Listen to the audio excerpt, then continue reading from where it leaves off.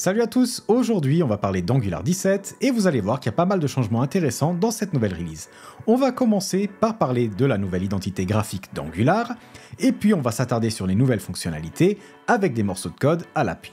Je m'appelle Sergio, entrepreneur et développeur depuis plus de 10 ans et vous êtes sur la chaîne SimpleTech, la chaîne dédiée aux développeurs et aux passionnés de technologie. Comme vous pouvez le voir, je ne suis pas dans mon décor habituel aujourd'hui, j'espère que le rendu à l'image sera quand même plus ou moins acceptable. Si ce n'est pas le cas, je m'en excuse d'avance. Et maintenant, place au code. Et oui, la première chose qui saute aux yeux, c'est ce changement d'identité visuelle. On voit que l'équipe a voulu donner un coup de jeune à Angular et montrer que le langage est en plein changement. Bon, là vous pouvez me dire, oui mais Sergio, honnêtement, est-ce que ça apporte un changement à ma vie? Et effectivement, ce changement de couleur ne nous apporte rien, mais il faut quand même reconnaître qu'ils ont retravaillé leur site de documentation, et là où l'ancienne documentation n'était peut-être pas toujours très claire ou très bien structurée, ici la documentation est bien meilleure. Bon, maintenant qu'on a parlé du logo et des couleurs, parlons des performances. Et là, je vais pas m'attarder là-dessus, Angular nous promet des build time beaucoup plus rapides et des performances exceptionnelles. Je vais être honnête, je l'ai testé sur plusieurs de mes projets. Sur certains projets, je remarque une différence, sur d'autres non. En tout cas, je vous laisse regarder ça par vous-même, car chaque projet va être différent. Donc le mieux, c'est d'upgrader vos projets, d'utiliser les nouvelles instructions que je vais vous montrer dans un instant, et ensuite de voir si effectivement vous avez un gros gain qui est significatif et que l'utilisateur remarque ou non. On entre maintenant dans la partie la plus intéressante de cette vidéo où je vais vous parler des nouveautés d'Angular 17. Et je vais commencer par l'instruction defer qui nous permet de reporter le chargement d'un composant au moment où on en a vraiment besoin. Et pour ça, je nous ai déjà préparé un projet en Angular 17, donc je propose qu'on l'ouvre et qu'on regarde comment utiliser cette nouvelle instruction. Pour commencer, je vais ouvrir notre composant principal, appComponent.html, et je vais effacer tout le code par défaut qu'on a à l'intérieur. Et avant d'écrire du code, je vais encore créer un deuxième composant avec ng espace G pour generate espace C pour create, puis suivi du nom du dossier dans lequel je veux le créer. Je vais appeler le dossier components, et le nom de mon composant va s'appeler test defer, et dans ce composant, donc là dans le dossier component, je prends le HTML et je vais simplement changer le texte du paragraphe en je suis chargé. On retourne dans notre appComponent.html, je vais y créer un bouton avec un événement click qui va faire appel à une fonction qu'on va encore implémenter et qui va s'appeler afficher composant. Le texte du bouton sera aussi affiché et en dessous on va avoir notre composant qu'on vient de créer. Donc app test defer. Et bien entendu, là il est affiché en rouge parce qu'on ne l'a pas encore inclus dans notre fichier appcomponents.ts. Maintenant, on ouvre donc notre fichier appcomponent.ts et la première chose qu'on va faire, c'est importer le composant qu'on a créé et qui s'appelle test defer component. Et ensuite, pour que notre code fonctionne, il faut encore qu'on implémente la fonction afficher composant. Donc pour l'instant, je vais simplement créer cette fonction et on ne va rien écrire à l'intérieur. Maintenant, si on ouvre notre projet dans Chrome, on devrait voir un bouton qui s'affiche et notre composant avec le texte qu'on lui a assigné. Et effectivement, là, vous voyez un bouton qui ne fait rien et le texte « Je suis affiché ». Maintenant, imaginons qu'on veut afficher ce composant uniquement quand l'utilisateur appuie sur le bouton. On pourrait utiliser un simple ngIf et donc l'afficher ou non selon le fait qu'on a appuyé sur le bouton. Mais si on fait ça, on charge le composant à partir du serveur, même si on n'en a pas besoin. Maintenant, ce qui serait sympa, ce serait qu'on puisse dire, bah écoute, je vais seulement télécharger le code lié à ce composant si l'utilisateur clique sur le bouton. Et bien, c'est là que l'instruction defer entre en jeu. Regardons à nouveau notre code. On va créer une variable qui va nous indiquer si oui ou non le bouton a été cliqué. Donc is component visible, qu'on va mettre initialement à false. Et si jamais on clique sur le bouton, on va la mettre à true. Maintenant, dans notre appComponent.html, on va utiliser ce nouveau keyword, donc @defer, et on va glisser notre composant à l'intérieur de ces crochets. Et maintenant, on doit encore dire à defer quand est-ce qu'il doit charger vraiment le composant en question. Pour cela, on peut utiliser le paramètre when, et puis suivi de la variable qui va gérer tout ça, donc isComponentVisible. Donc quand isComponentVisible est égal à true, on va charger notre composant. Regardons à nouveau notre navigateur. Donc là, vous voyez que le composant n'est effectivement pas affiché, mais moi ce que je vais vous montrer, c'est qu'en plus, le code de ce composant n'a pas été chargé. Donc je vais effacer tout l'historique de ce qui a été téléchargé dans le navigateur, ici, et vous allez voir qu'à partir du moment que j'appuie sur ce bouton, un nouveau morceau de code a été téléchargé. Et si on clique dessus, et qu'on regarde la preview, vous voyez que c'est le code de TestDifferComponent. On l'a donc uniquement chargé quand on en avait besoin. Donc là, on a vu une méthode de l'utiliser avec le paramètre when, mais il y a d'autres paramètres qu'on peut utiliser également, et je vais vous les montrer tout de suite. Et on peut commencer par la forme la plus simple de defer, qui serait d'enlever complètement les paramètres, car on peut l'utiliser sans aucun paramètre. Si on regarde maintenant ce qui se passe, et là, pour ce faire, je vais rendre notre connexion un peu plus lente, donc je vais mettre le network throttling à slow 3G, afin que le chargement des ressources se fasse de manière beaucoup plus lente.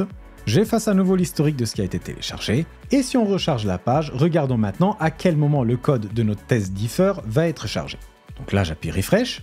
Donc la première chose qui va être chargée est notre bouton, et à un moment donné, on a « Je suis chargé » qui est affiché. Maintenant, qu'est-ce qui s'est passé concrètement si on regarde ici ce qui a été téléchargé et quand? Eh bien, vous voyez que notre chunk est l'une des dernières choses qui a été faite. Pour être plus précis, ce qui s'est passé, c'est que notre navigateur a lancé le téléchargement de la page, et puis uniquement quand il n'avait plus rien à télécharger, il est allé chercher tous les éléments qui étaient marqués en tant que defer. L'avantage de ceci, c'est qu'on affiche la page le plus vite possible sans les éléments qui ne sont pas importants pour le premier rendu, et il n'y a qu'après qu'on va chercher les éléments qui ne sont pas vitaux pour la page, et donc l'utilisateur peut très vite, ou en tout cas plus vite, accéder à sa page et commencer sa navigation. Il y a aussi d'autres triggers, comme par exemple OnViewPort, qui lui va attendre jusqu'à ce qu'un élément soit visible sur la page avant de lancer le téléchargement des différentes ressources dont il a besoin, ou encore le OnInteraction, qui lui va attendre un clic ou un key-up, et pour finir, on a aussi OnHover, qui lui va voir si on a fait un hover sur un élément avant de télécharger les ressources en question.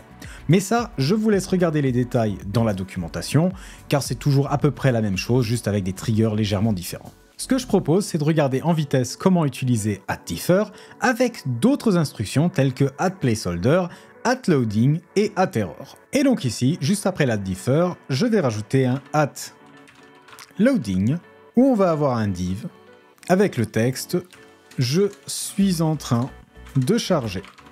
Ensuite, on va aussi ajouter un @placeholder avec également un div « Je suis un placeholder ». Avant de rafraîchir la page et afin de voir vraiment les différences entre @loading, @placeholder, je vais rajouter le paramètre when à notre differ avec le isComponentVisible. On retourne dans Chrome et là vous voyez qu'on a notre bouton affiché et notre placeholder qui dit « Je suis un placeholder ».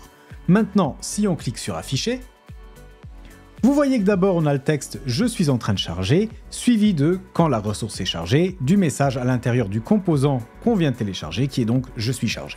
Et donc vous pouvez utiliser ces différents keywords afin d'afficher un placeholder avant de charger vos ressources, un message de téléchargement et puis finalement quand la ressource est chargée, afficher la ressource en question. Maintenant ajoutons un keyword supplémentaire qui est le @error et là on va rajouter un div, une erreur s'est produite.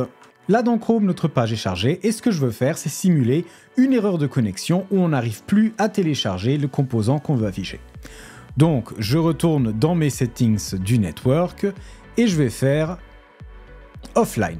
Maintenant, regardons ce qui se passe si je clique sur le bouton afficher. Une erreur s'est produite. Donc effectivement, on a essayé de télécharger la ressource, mais comme on est offline et qu'on n'arrive pas à télécharger la ressource en question, c'est le bloc error qui va prendre la place de notre placeholder. C'est tout ce que je voulais vous montrer pour @differ. Après, regardez quand même la documentation, car @placeholder et @loading ont eux aussi des paramètres avec lesquels vous pouvez jouer. Donc avant de les utiliser, jetez quand même un petit coup d'œil à cette documentation. Passons maintenant à une autre nouveauté d'Angular 17, qui sont les nouvelles opérations de control flow qu'on va pouvoir utiliser dans nos fichiers HTML, à la place de nos ngIf, ngFor et ngSwitchCase. Commençons par les if, et pour ça je vais effacer tout le code qui a à voir avec les differs, et je vais maintenant taper un @if, et entre parenthèses une condition. Donc c'est à peu près la même chose qu'on ferait dans notre code JavaScript normal. Et là, je vais mettre la condition isComponentVisible. À l'intérieur, je vais mettre notre appTestDiffer. Et maintenant, je rajoute un @else. Et à l'intérieur du else, je vais mettre un div avec le message autre. J'enlève le throttling. On refresh la page et voyons ce qui se passe. Donc là, pour commencer, on a le message autre, donc notre else qui s'affiche. Si on clique sur le bouton afficher et que la variable donc passe à true, on a bien le message je suis chargé qui est affiché. Personnellement, je trouve ça quand même plus propre que d'avoir des ngIf un peu partout, mais bon, ça c'est une affaire de goût. Après, vous pouvez encore utiliser les ngIf, ils fonctionnent encore, donc pas de souci de ce côté-là. Voyons maintenant comment utiliser la nouvelle directive for. Pour cela, j'ai créé un array avec 3 noms, donc Anne, Pierre et Michel, et on va les afficher dans notre HTML. Je commence par effacer tout ça, et là on va faire un add for, nom sans S, of nom avec S, track, non. Et là, je vais simplement avoir un div à chaque fois avec le nom. Et si on ouvre le navigateur, on voit bien Anne, Pierre et Michel. Bon, j'aurais pu enlever le bouton, il nous sert à rien, mais ce n'est pas grave. En tout cas, vous voyez qu'il y a bien les 3 noms qui sont affichés à l'écran. Maintenant, un truc sympa avec ce add for, c'est qu'on a aussi la possibilité de rajouter un @empty qui va afficher le contenu de son code uniquement si notre tableau est vide. Donc là, div pas de nom. Et si je retourne dans notre app-component.ts et que j'enlève tous les prénoms et qu'on retourne voir notre HTML, on voit qu'il y a le bloc empty qui est affiché, donc pas de nom. Et voilà, c'est tout ce que je voulais vous montrer aujourd'hui. J'espère que ce contenu vous a plu malgré le fait que je ne sois pas dans mon studio habituel. Si c'est le cas, n'oubliez pas de me lâcher un gros pouce bleu et de me dire dans les commentaires si vous avez aimé la vidéo. Et moi, je vous dis à très bientôt. Au revoir.